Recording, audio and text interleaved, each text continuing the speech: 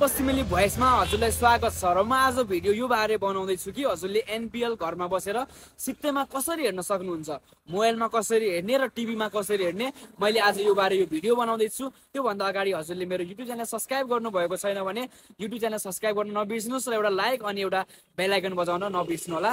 र अब सुरु गरौँ कसरी हेर्ने त हो। फ्रीमा हेर्न सकिन्छ, तर कसरी सोचिराख्नु भएको छ। त्यसको लागि यो भिडियोलाई हजुरले ध्यान दिएर अन्तिमसम्म हेर्नु होला।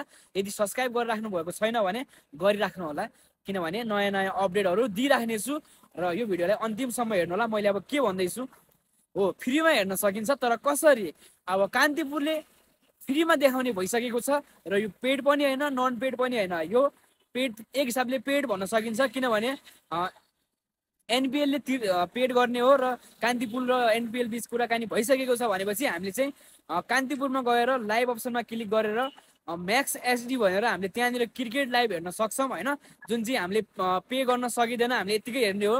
त्यसको लागि चाहिँ हामीले कान्तिपुरलाई चाहिँ एउटा वेबसाइट डाउनलोड गरेर राख्नु पर्नेछ।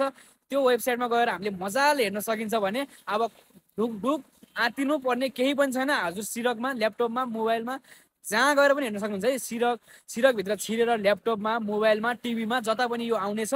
र अब राम्रोसँग हजुरले पे गरेर हेर्न मन छ भनेपछि डिस होममा पनि हजुरले 300 पे गरेर मजाले यो सिजन पुरै हेर्न सक्नुहुन्छ 300 मात्रैले। अब यो अफरको फाइदा उठाउन नबिर्सिनु होला। र यदि काठमाडौँमै हुनुहुन्छ भने टिकट काटिहाल्नुहोस्। मोबाइलमा हेर्नु र लाइभ हेर्नु धेरै फरक छ। त्यही भएर यदि काठमाडौँमै हुनुहुन्छ भने आउनुहोस्, आफ्नो आफ्नो टिमलाई मिलेर सँगै सपोर्ट गर्नुपर्छ।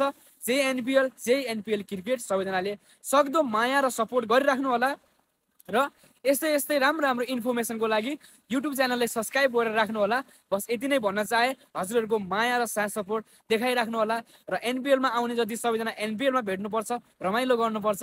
Lots of love.